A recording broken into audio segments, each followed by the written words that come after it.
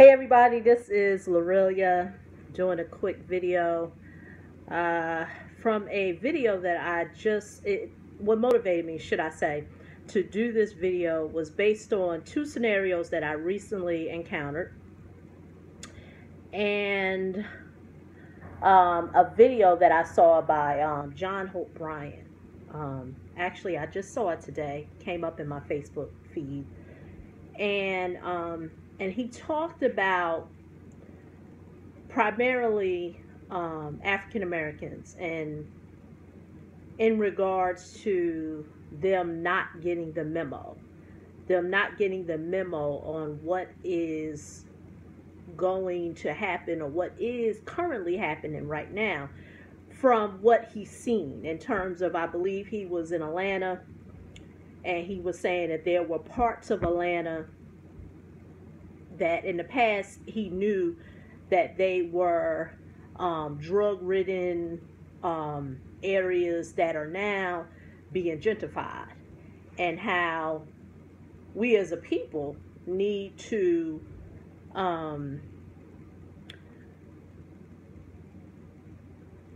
change our focus on what we are focused on. And a lot of times our focus is not on, number one, changing our economic situation. Many of us prefer to be economic victims. And he was just, he was just really going in raw. And I appreciate that video because, number one, he has a large reach, so he'll reach a lot of people, but it's definitely in line with what I know, a lot of the stuff that I say. I know, yeah, I'm going to toot my own horn. And the reason why I said I'm going to toot my own horn, because I said that this video has motivated me from what I saw with what he put out, and then two previous conversations that I had with people. One came from a class that I did Monday night. The topic was business credit, and the topic was in regards to how you can build your business credit with very minimum things. And many people strive to have a 700 credit score. By no means, everyone has their own goals, and that's good.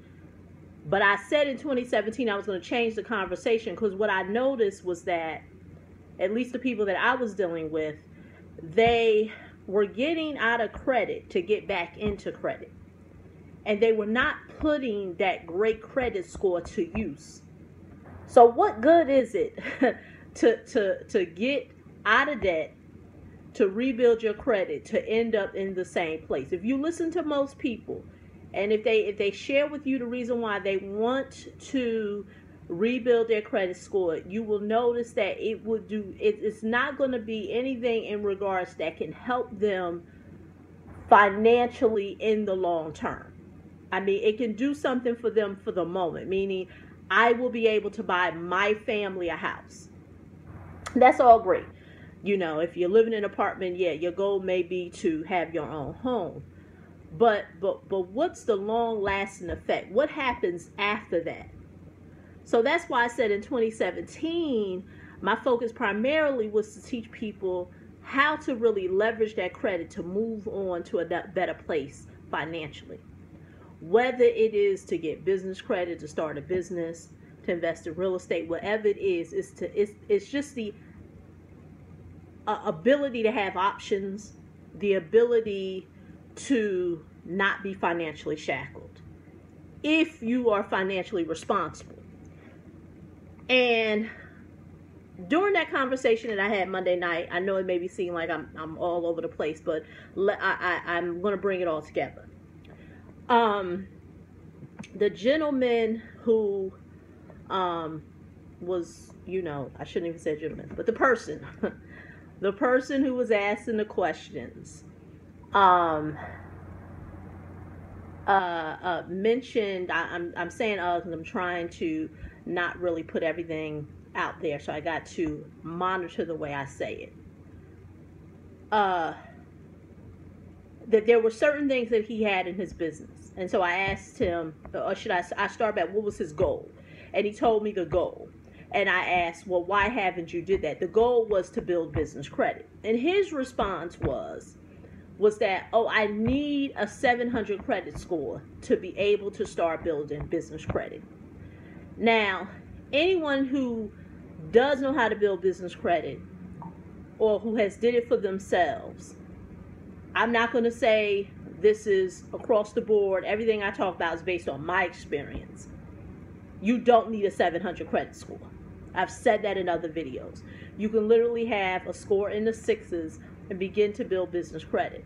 So I told him, based on the criteria that he gave me with how much revenue his business was bringing in, then I overlooked his personal credit reports.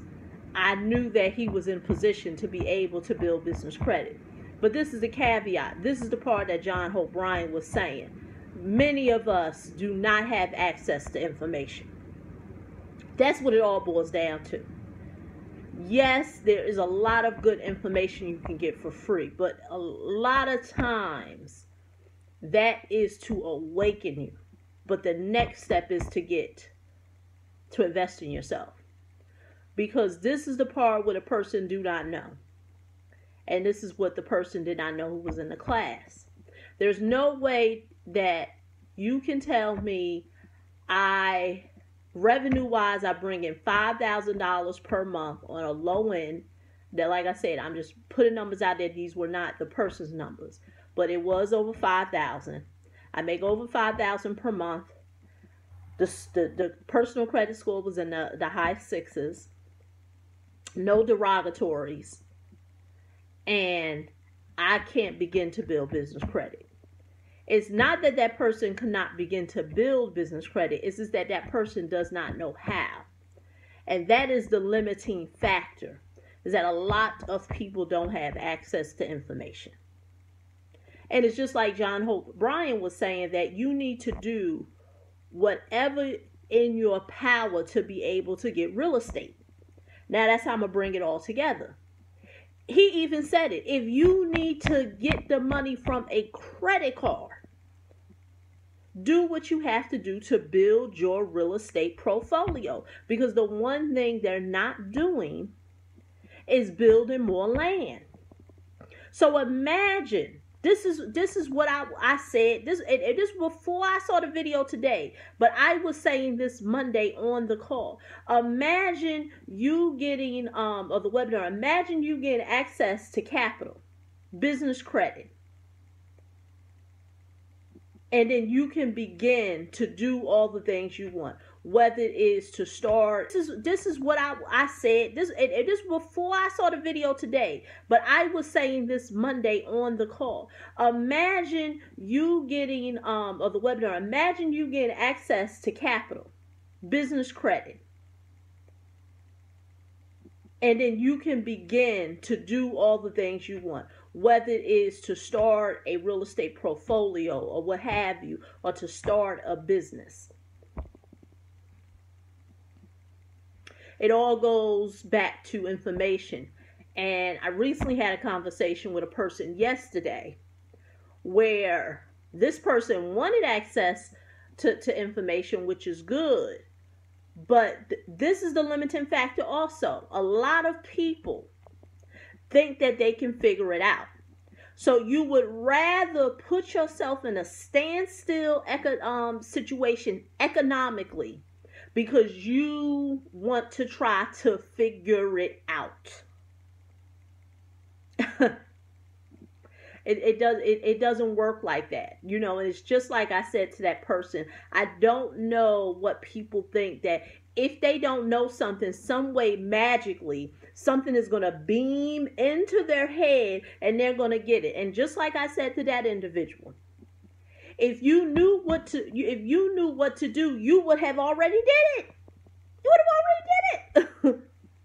And so that person didn't know what to do. So what that person was doing was taking a little bit of this, a little bit of that. And it's just like I always say with free information. You got all these pieces of the puzzle But then you got to try to figure out how to put it together. And that was the limiting factor that that person was saying.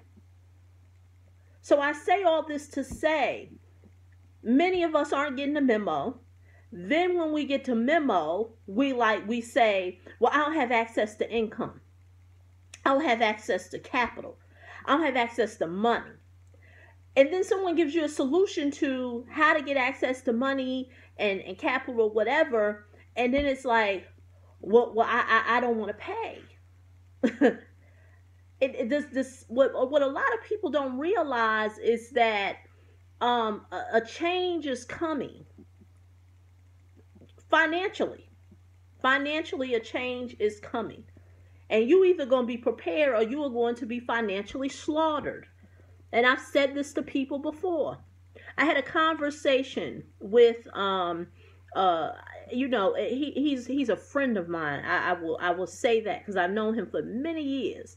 We had a conversation yesterday, and there's some things that he was sharing with me because I'm very transparent. I don't claim to know everything. What I know well. And so what he was teaching me he was teaching me two things. The first one had to do with real estate. And this is his playground. This is where he plays. This is how he earns a living. He's no guru. He's no, he ain't on no YouTube. He's a gentleman. Right here in my backyard in New Jersey, a good friend of mine from when I used to do, real estate actively. That's how I got to know him. And so in this sandbox that he plays in, that I'm learning to play in, he's a mentor of mine. And he's telling me what to do and this, that, and other.